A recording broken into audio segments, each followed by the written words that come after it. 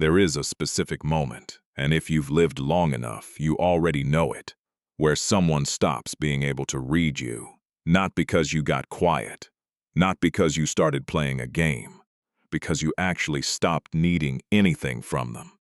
And the second that happens, something in their nervous system changes. They start testing you. They start showing up more. They start asking questions they never used to ask. Not because you did anything, because you stopped doing the one thing that was keeping them comfortable, needing them back. This video is about that shift. Not the fake version of it. Not the version where you cross your arms, go cold, and call it discipline, while secretly checking their story every 4 minutes. The real version.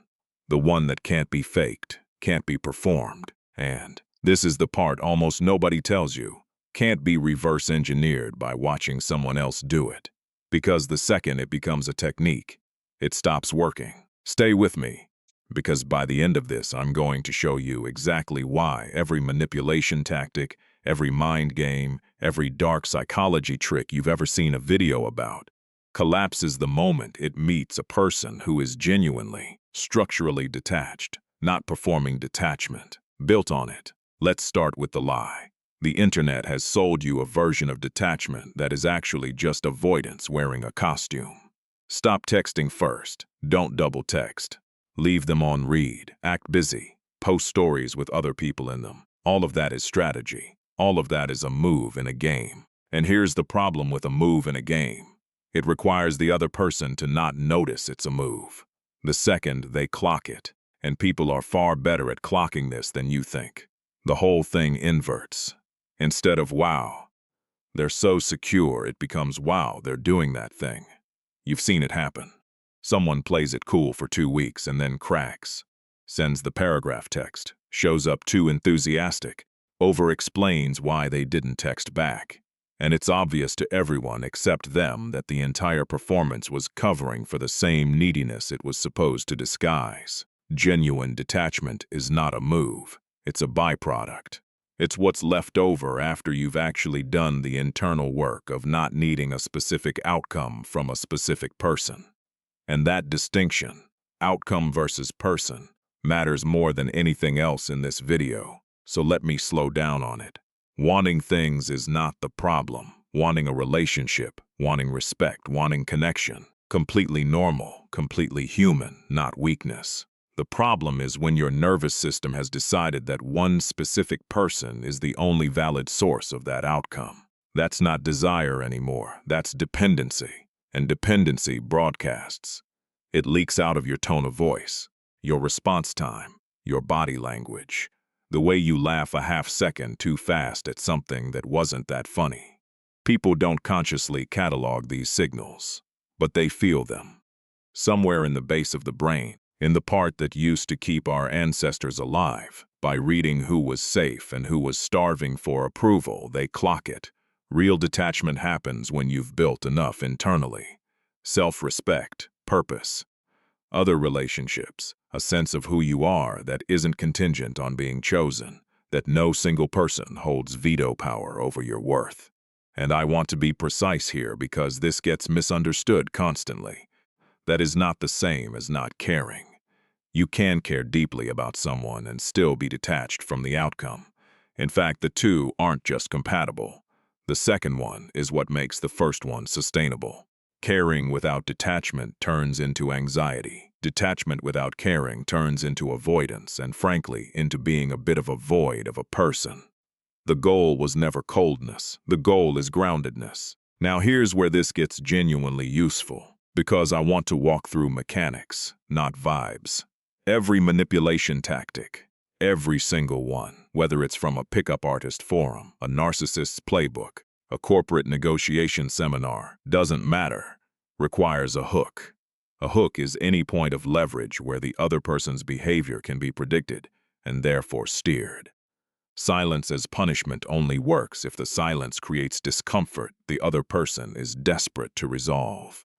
Intermittent reinforcement, the classic hot and cold cycle, only works if the cold phases generate enough anxiety that the person starts chasing the hot phases to make the anxiety stop. Guilt tripping only works if the target's self-worth is wired to other people's approval of them.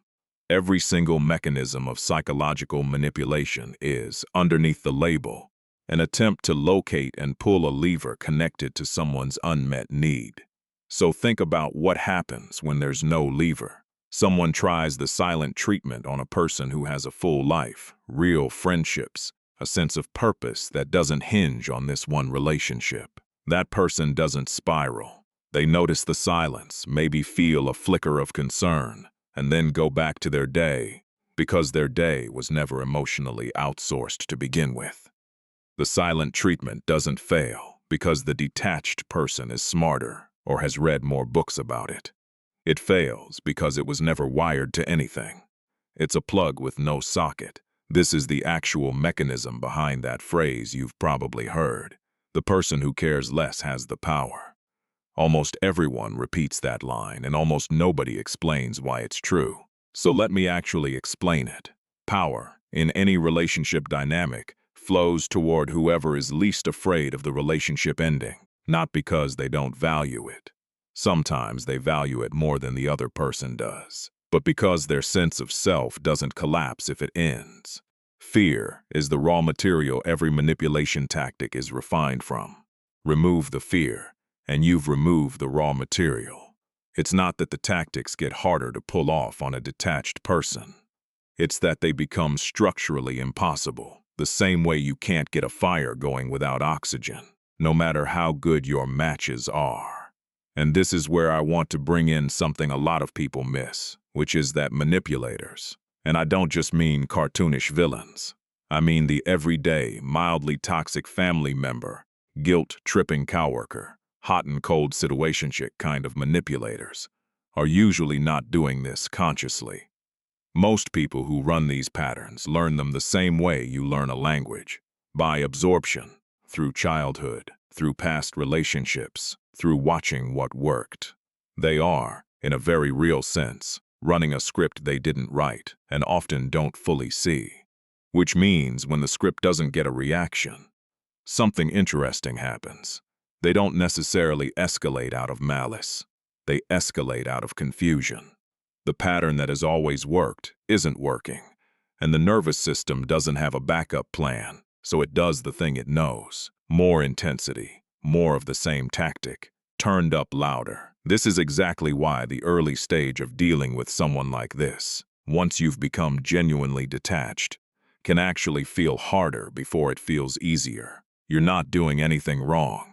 You're just watching a script hit a wall it's never hit before. Let's get into the body for a second. Because detachment isn't just a mindset, it's a nervous system state. And that distinction explains why so many people fail to fake it. When you are anxiously invested in an outcome, your body is in a low-grade activation state. Elevated cortisol, faster response to notifications, a kind of background vigilance where part of your attention is always allocated to monitoring the other person. Did they see it? Did they read it? What does this pause mean? This is exhausting, and it is also crucially detectable. Humans are extremely good at reading physiological arousal in other people, even subconsciously. It's called interoceptive awareness, bleeding into social perception, and it's one of the oldest pieces of survival machinery we have. You can control your words. You cannot fully control the microtells of a nervous system in threat response mode. Genuine detachment is what it looks like when that activation state isn't there. Not suppressed, actually absent, because the perceived threat isn't registering as a threat anymore. And here's the part that explains why this can't be performed convincingly for more than a few interactions. Performing calm while your physiology is screaming is enormously taxing. And taxation shows. It's the same reason a bad actor's fear looks different from real fear. The muscles around the eyes don't match. The breathing pattern doesn't match. Something is slightly, uncannily off, and other people's nervous systems pick up on that mismatch even if they can't name it. This is also why just act unbothered advice fails so often. You're asking someone to override a physiological state with willpower, in real time, indefinitely, and willpower is a depleting resource. Eventually, the tank runs low, usually at the worst possible moment, like at 1 a.m. after 3 drinks, and the real state leaks through, often more intensely than if it had just been expressed honestly from the start. The actual path to detachment isn't overriding the nervous system. It's changing what the nervous system perceives as a threat in the first place, which happens through repetition, through rebuilt identity, through your sense of self actually relocating away from this one person's opinion. That's slower. It's also the only version that holds up under pressure, because there's nothing to hold up. There's no gap between what you're feeling and what you're showing. So if it's not a technique, what is it, practically? I want to walk through the actual internal shifts, because I think a lot of content in this space stops at just don't care, as if that's a switch you flip, and that's not useful to anyone. The first shift is what I'd call identity diversification. If your sense of self has exactly one load-bearing pillar, this relationship, this person's approval, this outcome, then of course losing it feels like losing yourself, because structurally it is. The people who read as genuinely unshakable almost always have multiple sources holding up their identity, their work, a discipline they've built, friendships that predate this situation, a relationship with themselves that doesn't require anyone else's permission to exist. This isn't about becoming cold or self-sufficient to the point of isolation. It's about load distribution. One pillar cracking doesn't collapse the building if there are 4 other pillars doing their job. The second shift is what I'd call outcome separation, literally separating your effort from your entitlement to a specific result. You can pursue something fully, show up, be honest, put in real effort, while still holding the actual outcome loosely, because you understand, on a level deeper than just repeating the phrase, that you don't control other people's choices and never did. Most anxious attachment isn't really about the other person at all.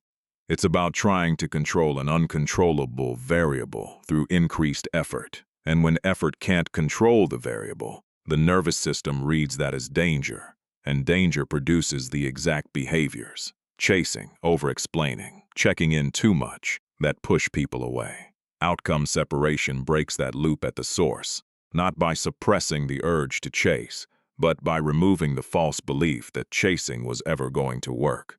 The third shift, and this is the one people resist the most because it sounds unromantic, is grief. Real detachment almost always requires grieving something, an old version of a relationship, an idea of who someone was, a future you'd built in your head that was never actually promised to you. People try to skip this step and jump straight to acting unbothered, and it doesn't work, because you can't detach from something you haven't actually let go of internally. You're just suppressing it, and suppressed things come out sideways, as bitterness, as passive aggression, as a kind of performative indifference that has a bitter edge to it that everyone can feel. The people who actually get to a place of calm, grounded detachment are almost always people who did their grieving privately, fully, without an audience, before they ever showed up calm in front of the other person. The calm isn't the starting point. It's what's left after the storm has already happened somewhere nobody saw it. And the fourth shift, maybe the most practical one, is what I'd call self-referencing. This means your internal narration shifts from, "What do they think of me?" to "What do I think of this?" It's a small linguistic shift with enormous downstream effects. Every time you catch yourself asking, "Does this make me look needy?" or "Will they think I'm overreacting?" you're still referencing their imagined judgment as the authority on your behavior. Self-referencing means you start asking instead, "Is this how I want to act? Does this align with who I'm trying to be? Am I proud of this response?" That shift alone, practiced consistently, rewires an enormous amount of the anxious loop, because it moves the locus of evaluation from an external, uncontrollable source to an internal, controllable one. Let me ground this in something concrete instead of just theory, because I think this is where it actually lands. Picture 2 people going through the exact same breakup. Same circumstances, same amount of history, same amount of initial pain. One of them spends the next 6 weeks in a state of high alert, checking if the ex viewed their story, analyzing whether a certain post is about them, constructing elaborate theories from tiny pieces of evidence, occasionally sending a text and then immediately regretting it, feeling a jolt of hope every time the phone buzzes, and a crash every time it's not who they wanted it to be. That person is exhausting themselves in service of a variable they cannot control. And this is the cruel irony, that exact energy, if the ex ever does see it, reads as exactly what it is: desperation. Not because the person is weak, because they are in a nervous system state that has hijacked their behavior. The other person grieves, actually grieves, cries in their car, sits with the discomfort of not knowing, doesn't distract themselves out of it, and then, over the following weeks, starts rebuilding. Not performing rebuilding for an audience, actually rebuilding. Picks back up a hobby they'd let slide, reconnects with a friend they'd been neglecting, handles a problem at work that had been sitting there for months, and somewhere around week 4 or 5, without any conscious effort to seem unbothered, their nervous system has genuinely recalibrated. If the ex reaches out at that point, this person isn't performing calm. They are calm, and that calm is unmistakably different from the first person's performance. And here's the thing that should really land. Everyone around both of these people can tell the difference, immediately, without being told which is which. The detachment industry sells you the destination, the calm, unbothered energy, without ever mentioning that the only road that actually gets you there runs directly through the grief you were trying to skip. I want to widen the lens for a second, because this isn't just about romantic relationships, even though that's usually the frame this content gets packaged in. This exact mechanism, genuine detachment versus performed detachment, is the entire operating principle behind negotiation, behind leadership, behind how the most respected people in any room actually behave. The employee who is terrified of losing their job negotiates worse than the employee who has savings, other options, and genuine emotional distance from the outcome. Not because the second person doesn't need the job, but because their nervous system isn't broadcasting desperation across the table. And the other side can feel that difference the same way they can feel it in a relationship. The founder who is emotionally fused to their company's success makes worse decisions under pressure than the founder who has built enough identity outside the company to see it clearly. Every domain where humans read other humans for signs of neediness versus security operates on the exact mechanics we've been talking about this whole video. Genuine detachment isn't a relationship tactic. It's closer to a fundamental operating state that changes how effectively you move through basically every high-stakes interaction you'll ever have. And this is exactly why it beats every mind game. Specifically, structurally, not just as a nice sentiment. A mind game is a tool designed to locate and exploit a specific vulnerability. Usually fear of loss, fear of not being enough, fear of abandonment. Genuine detachment doesn't defend against that tool. It removes the vulnerability the tool was built to exploit. You cannot defend a door that no longer exists. Every technique, every book, every red pill, blue pill framework, every negotiation trick, every guilt trip, every silent treatment, every breadcrumbing pattern, all of it is aimed at a target that, in a genuinely detached person, simply isn't there anymore. So if you came into this video looking for the technique, the thing you can do tomorrow to seem detached, the script, the move, I want to be honest with you, because I think almost nobody in this space is. There isn't one. Not one that actually works, anyway. What there is instead is a slower, less flashy process of building an identity that doesn't require any single person's approval to feel solid. Grieving what needs to be grieved instead of skipping it. Diversifying where your sense of self actually comes from. Separating your effort from your entitlement to outcomes you were never owed in the first place. None of that fits neatly into a 5-step list. And I think that's exactly why most content in this space avoids saying it out loud. It's a lot easier to sell the 10 mind games that make her obsessed than it is to tell someone the truth, which is that the actual work is slower, quieter, and has no shortcuts. But here's the upside, and I want to leave you with this specifically. Once it's real, it's permanent in a way no tactic ever is. A technique has to be maintained, monitored, reperformed every single time the stakes go up. Genuine detachment doesn't need maintenance, because it was never a performance to begin with. It's just who you are now.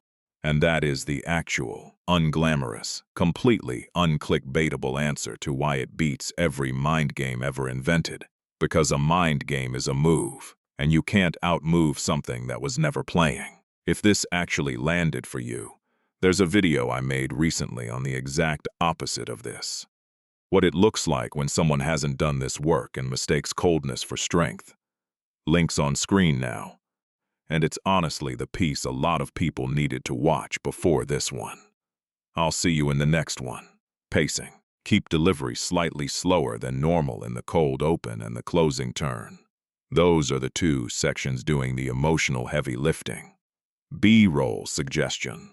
Use minimal cuts during the physiology section, 12:2:18:30. This section works better as a tighter, more still shot to match the grounded subject matter. The story section, 27:33. 30 is your highest retention section based on the pattern in your niche's breakout videos. Consider it your thumbnail-adjacent payoff moment if you want to tease it in the first 15 seconds as a cutaway. Word count is written 5,650 words, which lands at roughly 40 minutes at a 1 in 40 to 1 in 45 WPM delivery pace. If your natural pace runs faster, the physiology and mechanism sections, 12:27:00 are the easiest to expand with a personal anecdote without breaking flow.